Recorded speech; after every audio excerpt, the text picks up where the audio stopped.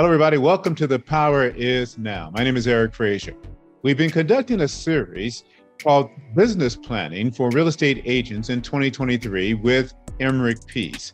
Emerick Peace is an extraordinary real estate professional out of Prince George County, Maryland, with Keller Williams Preferred Properties. He has over 600 agents. His goal is to get to 700 agents, and he's doing it big Willie style, as you might say.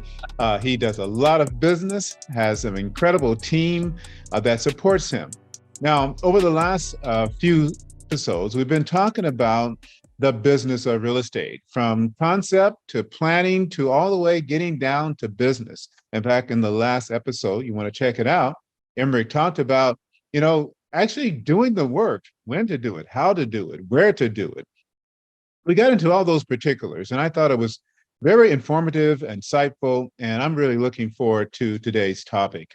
Today, we're going to be talking about building teams. And, that's the thing today. You'll see in just about every real estate franchise across the country, agents are coming together, they're building teams. And so Emerick also has a team. So we not only has him as the operating partner for Keller Williams Preferred Properties in Prince George County, but he has his own team, a team of 5 agents to help him manage and to grow his business. And so we're going to talk about the benefits of joining a team, creating a team. We're going to discuss team structure, compensation models, all of that we're going to talk about today on business planning for real estate agents in 2023. And without any further ado, Mr. Emerick Peace, welcome again to the show, man. I appreciate you so much and the knowledge and the experience you bring. This has been an incredible series, very impactful on me personally as a real estate and mortgage professional. Hey, Eric, thanks for having me. It's exciting for me to even be here. Just the ability to share information, to share knowledge, and, just to grow together. That's what this is really about. This is about our ability to grow. This is about our ability to share. This is about our ability to give. And at the end of the day, if we help enough people get what they want, we'll get what we want. And we just have to operate in that space. I totally agree. Give and it shall be given unto you, right? Pressed down and running over. Shall men give into your bosoms. And so it is so true that when you give, it does come back to you. And that's what you are, man. You are a giver. I mean, I was listening the other day to the podcast and I was just so engaged. Now, I know I'm biased because I'm on there with you, but I was so engaged listening to you and just dropping all those quick-witted knowledge bites, man. I mean, you've developed a reputation of coming up with great one-liners, man, to help people kind of hold on to that very important thought they need to have or idea they need to have in growing their business. Well, I'm excited about today's topic because I know a lot of real estate agents, more that are single agents, solo agents out there than I do know who are part of teams. But I can't really think of a conversation with an agent where it didn't come up about them thinking about joining a larger team. Yes. And so big real estate teams are out there recruiting for the right team members to join their team. And an agent has to make that decision, should I join a team? Do I need a team? Should I create my own team? And so that's what we're going to be talking about today. And let's start with your team. How long have you had your own team? And when did you start or even come up with the idea of having a team, the Emerick Peace team or the Peace team? And the Paragon Group is where we are now. Eric, it's been 18 years, and I've had a team for the past 18 years in some way or another. It was like 1 year where I went back to solo, and then I quickly found out because of my lifestyle, I require a team. And so, the real essence of a team and the crux of the idea of a team, it depends if you're the team leader or you're a team member. If you're a team leader, the reason why you seek a team is because you're looking for leverage. You have more business than you're willing to deal with, or you have the ability to deal with. And so you invite other people into your space so that they can help you with the business that you've already created. If you're an agent looking to join a team, you want to join a team that can enhance your effectiveness, your efficiency, and increase your ability to earn more. And those I are love the that. reasons why that's the reason why you have a team. Really, it's not that I want a team because I want to be the boss. I want to leverage more people. Well, the reality is that if you don't have enough business to support and sustain your lifestyle, then you don't have the ability to invite other people in to support their and sustain their lifestyle. You're barely eating and you want to have a team. So now you want to bring some other starving people in, and you're just going to have a starvation party. It's going to be called team starvation. That's what it's going to be called. It's team starvation. Nobody wants to be a part of that team, Emerick. Oh, Team absolutely not. starvation. Yeah. Now, And, the go ahead. idea when you invite people into your space, it's supposed to be enhancement of their life and an enhancement of your life. It cannot be one-sided. It can't. Right. No, well, again, I mean, that's really my first question, and that is, why would an agent want to join a team? And for you, it was about lifestyle. So you started a team and then went solo, realizing, and as a solopreneur, right, you were not able to maintain the lifestyle. Can you speak to that for a moment here in terms of the lifestyle of an agent that would, want them to, give up a share of the compensation to bring on others? Well, let's be clear. When we say lifestyle, it's not so much as lifestyle as one may see in the traditional form. It's just lifestyle at the point of leverage. I run a market center. I had a speaking business. I have just a regular family life, and I sell real estate. And so, and I have enough business where I have the ability to leverage to invite someone else in to increase and enhance their life and their effectiveness and their efficiency, and still run my life. Does that make sense? It does. It does. And So so, this really, and go so ahead. inviting someone into that space, they can't come onto my team and step backwards in their life. Does that make you just can't? If they come into your team and your team makes them worse as opposed to making them better, then what's your purpose? The purpose, and what happens, a lot of people form a team because they're looking for somebody to do all the things that they don't want to do. And that's not why you start a team. They say, I don't like showing houses. So they start a team to get somebody else to show houses. That's not why you start a team. Well, I mean, some might disagree with you. They really don't want to show houses. I get it. And that's not a reason to start a team, because you don't want to show houses. Because what you're ultimately doing is, at the end of the day, if you don't want to show houses and that's your reason for starting a team, then let's start at the core fundamental foundation of what a team is. And a team is a group of people who come together to accomplish a common goal, right? And so in that space of a common goal, your team member also has a requirement and a goal. And if your team member, and it could be a reason to start a team. In some instances, your team member might say, all I want to do is show houses for the rest of my life. And you say, well, I don't want to show houses. That may be a great place for you two to work together.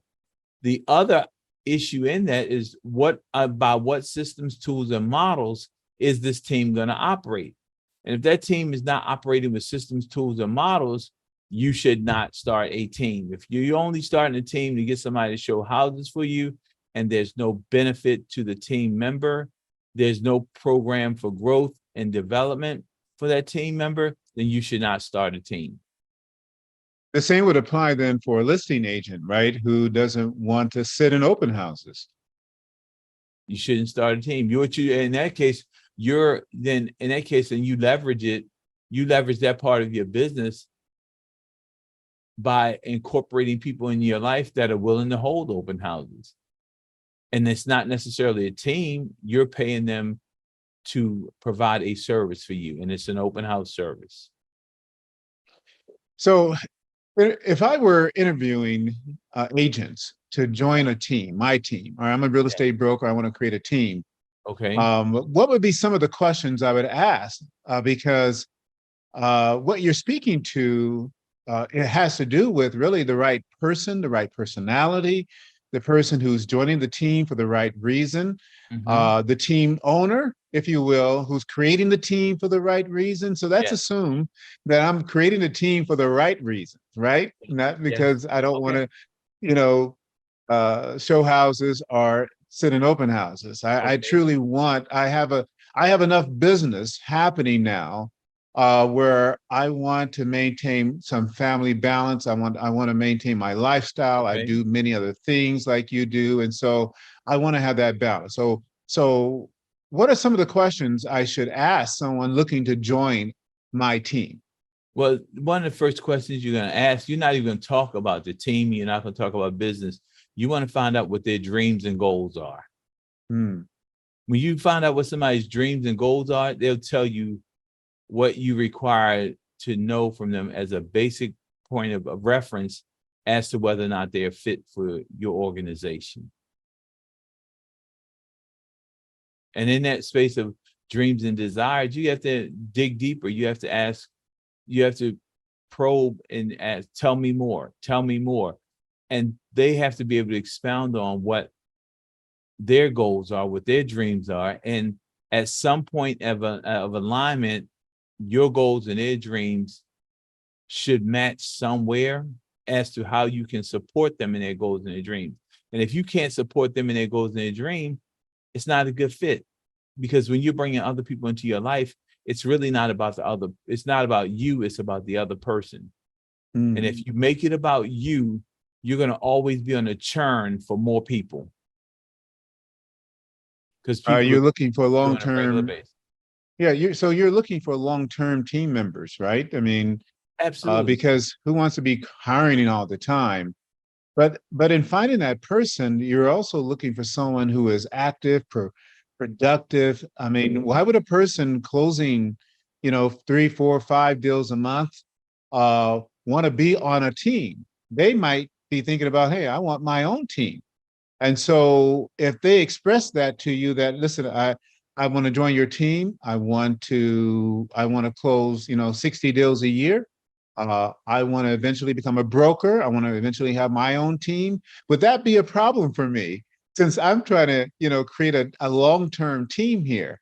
Well, And if it's a problem for me, does that mean I'm looking for maybe, not very successful, but moderately successful, maybe even mediocre agents to be on my team because they're going to be there for a while? here's the deal, Eric. There's a lot of context around what that person's desires are. However, when you're looking for talent and you bring in talent into your organization, you know, you have to understand that sometimes talent is going to leave. However, just remember, people aren't leaving the organization. They're typically leaving the leader. When the Mm. leader is providing them enough value of why they should remain in that space, they will stay in that space. And so what happens is when you start talking about team, that's why system tools and models are so important, because you have to make sure that you're adding value to that person's life. And when you're adding value to that person's life and they're being compensated at a rate that's satisfactory to them, they're never looking for another place to go. Mm. And that's the But key, is the value that you have the ability to bring to that other person's life. well, speaking of value, then you're really talking about the advantages, the real advantages that an agent has on a team versus on their own. Yes. And those advantages have to be significant in order to retain that agent for the long term or even for the short term. Mhm. I guess the value proposition has to be consistent for Yes. retention purposes. So, can you speak to some of the advantages of working for a team versus being a solo agent? So on our team, on the Paragon group, One of our values, our biggest value is the leverage that we provide our team members. And when I say the leverage that we provide our team members, your responsibility is to lead generate, go on appointments, and close deals. And what happens in that space, number one, we have an ISA. We have an inside salesperson. We have an inside salesperson that makes phone calls, right? Then we also have a system whereby we're generating leads. So our stakeholders and our agent partners can generate leads and call leads that we generate to help them grow their business. Third off, we take the paperwork out of their hands so that when they go show a house, they can call our admin and say, I'd like to write an offer on, and send them a deal sheet, and the assistant will write the deal for them. We have transaction coordination so that any missing documents, the agent doesn't have to run around and find the documents. We'll do that for them. We also provide a certain level of training that is outside of the normal realm to help them grow as a professional. We also offer, the deal is, when we all boil it down, they have no administrative responsibility. Minimal, I won't say no. They have minimal administrative responsibility. We do the marketing, so we take care of the marketing in their business. They get the guidance of our team leads, which there are 3 of us, so it depends on where their life is going. They get guidance from 3 different directions. We have on-team coaching, where we help coach people to grow their business in a different way. So tell me, that why would they not want to join our team? Because we take all of the labor-intensive activities and the headaches off of your plate. This would be tremendous value to an agent who is out there truly hustling and working all day, doing that, spending that time, blocking that time, making sales calls, going out, making presentations, listening presentations, showing houses. And then at the end of the day, they're up late doing paperwork, writing offers, managing their CRM. And so clearly, I think an active agent who is full-time in the business could easily see the value of that. And I'm wondering now, just as you've outlined all that you do for the Paragon team, why wouldn't an agent not want to be on a team until they got to the point where they could have their own team? Because most agents will just go solo and then make the transition to having their own team versus starting off on a team and having the resources that you've just described. And I love the idea also of the coaching and having someone to talk to, because especially newer agents are agents with 2 or 3 years, they're full-time in the game, but they're working for a company that has 100 agents, 200 agents. The broker is nowhere available. They don't really have that kind of support. So I can see that. So why is it that more agents are not seeking out team opportunities? Or maybe that's not true. Well, here's the deal, Eric. What the agents don't like to join team, one, a big part is this ego. A team means that you give up your individuality to a certain degree, because all your transactions are done under the team, your production is under the team. You're known as a team member. You're not the leader of the team. Then the other part is the compensation on the team. On a lot of teams, there's a split between the agent and the team. In many cases, that split is like 50%. So a lot of agents say, well, I don't want to join a team because then I have to do a 50% split with the team.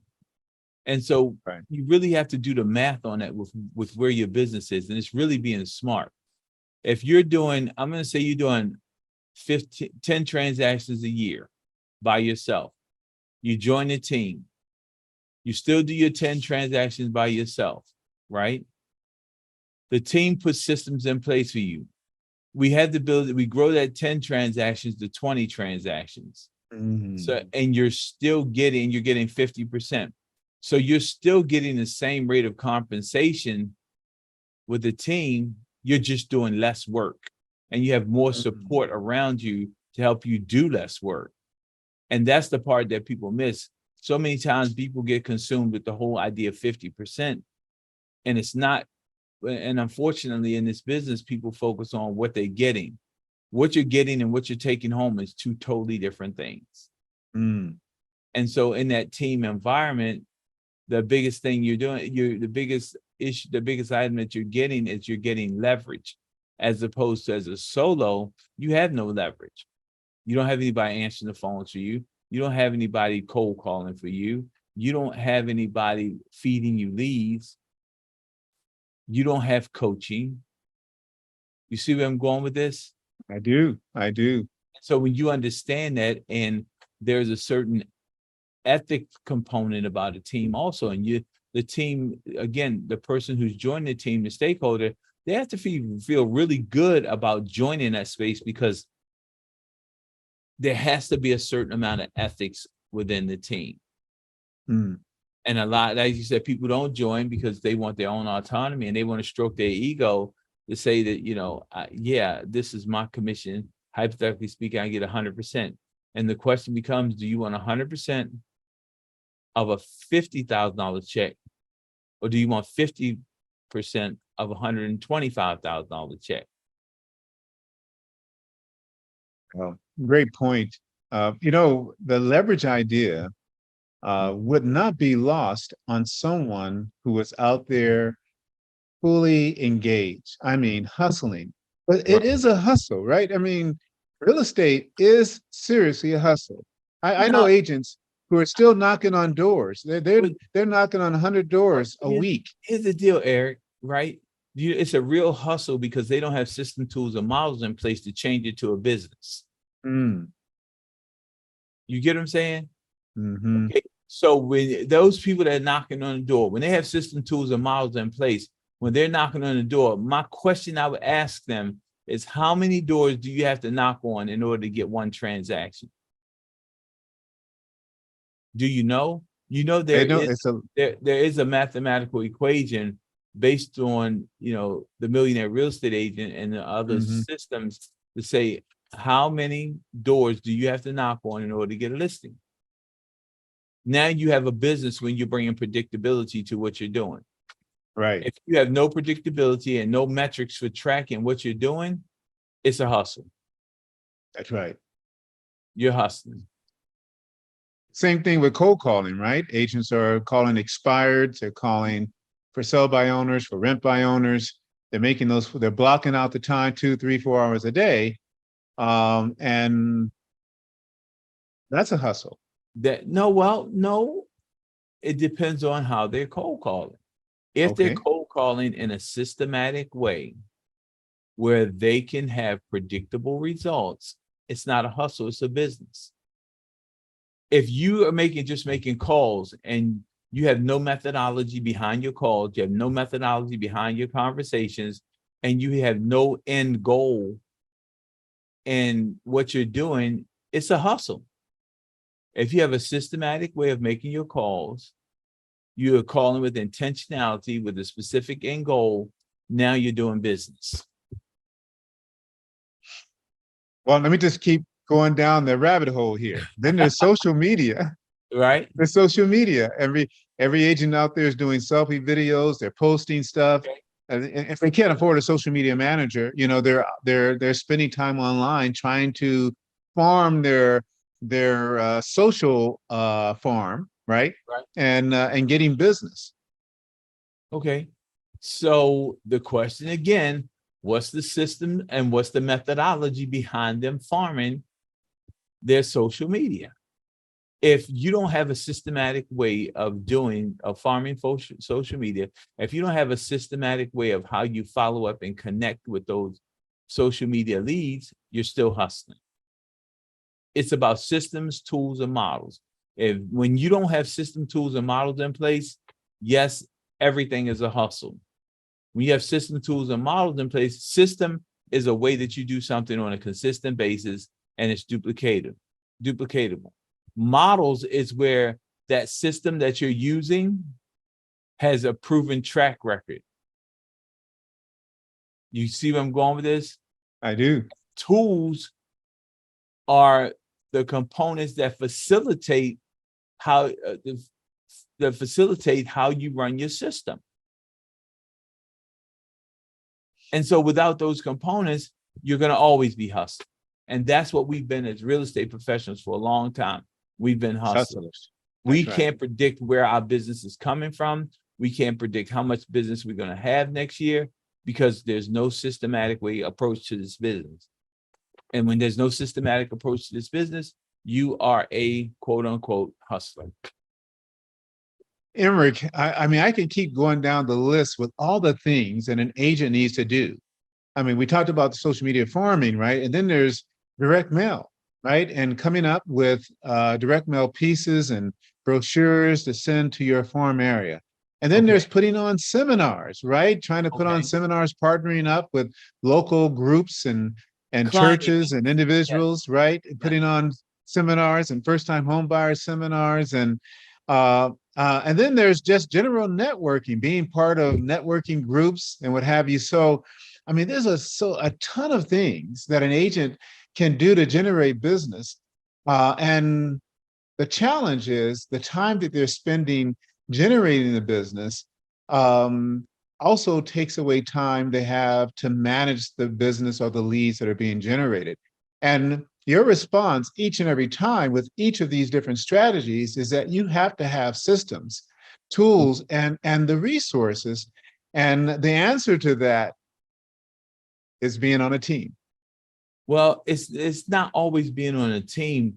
However, the team should have system, tools, and models, which are resources to help the team member to grow their business and run efficiently and effectively.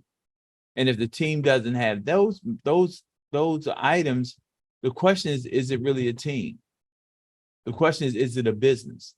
The question is, how are they going to be able to support those agents to a higher level?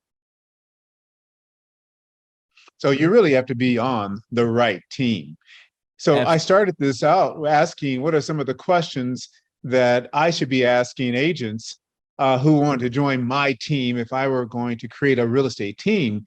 But there are some questions that agents who are considering joining the team should be asking the broker or broker owner or agent of that team as well, right? Yes, absolutely. And the reason they want to ask, because, you know, it's a relationship. It's a win-win relationship. And just as though the team leader can invite them on or off the team, that stakeholder, that team member can invite themselves off the team. Again, that's the reason why I said earlier, you know, it's about understanding what people's dreams and goals are. If you can help people accomplish their dreams and goals, they will be forever loyal to you. That's so true. And, you know, there is a lot to consider when joining a team or creating a team, and you've just laid out some incredible benefits and have established what the real value proposition is in terms of some of these, the leveraging aspect of being on the team. Yes. But then also, you know, being on the right team where you have the right leadership. Can you speak to communication and, you know, and the type of management that you want to have, and also the accountability? Because another thing too is that not only do you lose your identity and your independence and being on the team, and maybe you can speak to that, but you also have some accountability because you're not, now it's not just about you, it's about the team, and you have someone really looking at your production as opposed to being a solo agent. You know, no one really cares but you, but now someone not just cares, but they have perhaps set some type of goals that you have to achieve. And so do you have goals on your team for your team agents? What is the kind of accountability and you know, the communication, if you will, that is required by the team members and by you? Okay, so yeah, we do have goals. One of the things that we do is we have each team member set their goals. What's important is that their goal align with the team's goal. So the team has a goal and the individual has a goal. And the question becomes, how does your goal fit into the team's goal? If they have a goal and it doesn't fit into the team goal, then it's not a fit. We're not a fit. There's no sense us even going down that path. Does that make sense? It does. It does. And then the way that we articulate that and the way we communicate that is we have a weekly huddle. We have weekly huddles. We have a huddle on Monday and Wednesday. And then we have a leadership meeting on Tuesday. And so we're always in line with the conversation with our stakeholders, and we're in line with the leaders. And we're constantly communicating with the team members because, again, first we go through gratitude. We talk a little bit about production, and then we have a conversation about their goals and where they're going. Emerick, this is part 7 of our series, Business Planning for Real Estate Professionals in 2023. And I think this is probably going to be one of the most important segments that we've done, because I believe that making a decision to join a team or to create a team could make the difference in your business this year. And I want to explore this even further with you. And so we are completely out of time, folks. Coming up, part 7 or part 8 will also deal with creating teams and building teams. And there's a whole lot more to cover. And even in this segment or this episode, Emerick, you have covered a lot and have given me, a different view, if you will, of teams versus non-teams and being an individual, and also understanding the balance there needs to be, between, what you're doing now as an individual and what you plan to do as a member of the team. So let's wrap this first segment up of teams with your final thoughts and recommendations to those who might be considering joining a team or creating a team. Yeah. So one of the big things is that in that space of a team, what everybody has to understand is that, yes, everyone has an individual business, and the individual business comes together for the collective. And in that thought process of the collective, at some point in time, and many times, somebody's going to have to acquiesce to the other person, because that's just team dynamics. The important part is, what's the common goal of the team? Why are we together? Why are we helping each other? And it can't be, I'm here because I don't want to do all of the work. It has to be more of a perspective. I'm here because I want to grow something big and I want to be a part of something big. Now, in that space of growing something big and being a part of something big, if you're the agent, i.e. stakeholder, you want to grow a big business within another business so that at some point you can break off. As a team leader, they want to grow a big business because they understand that that's more people that they can help, and there's more opportunity that they can create when people like the other stakeholders' businesses grown to the place where they want to break off. That's possible. And so we're having this conversation about teams. It's always a win-win. It's always a win-win. The other part about a team is everyone has to understand, and this is real. Sometimes you may join a team and it just might not be a good fit. You have to know when to gracefully bow out and say, this is not working for me. I have to choose a different path. Now, that's when you're already in. Before you get into this whole team environment, you also have to ask yourself a question. Is this the best path for me to take for my business? If you are a person who currently has no system, tools, or models, then you can't say, is this the best thing I can do for my business? You can say, is this the best way to get me out of this hustle and to start a business? I love that. Emerick, can you provide your contact information for those who might be listening to the podcast or watching? If they're interested in starting a team, they can get some advice from you, or joining even your team there in Prince George County. You have a team of 5. Are you growing your team? I know you're growing your office. Are you growing your team? We're always looking for talent, Eric. So the answer is yes. All right. The answer is yes. We're always looking for talent. So your contact information. Oh, my contact information. My cell is 240-882-0198. Again, 240-882-0198. Or you can always email me at Emerick, Emerick, Peace, Peace, the number 3 at gmail.com. Again, that's Emerick Peace 3 at gmail.com. And for all of you branding people, I also have an email address, which is a little more difficult. It's emerickpeace at theparagongroup.com. EMERICK at THEPARAGONGRP.com. That's Paragon, Emerick at theparagongRP.com. Well, there you have it, folks. Part 7 of Business Planning for Real Estate Agents 2023 with Emerick Peace. Thank you for watching today.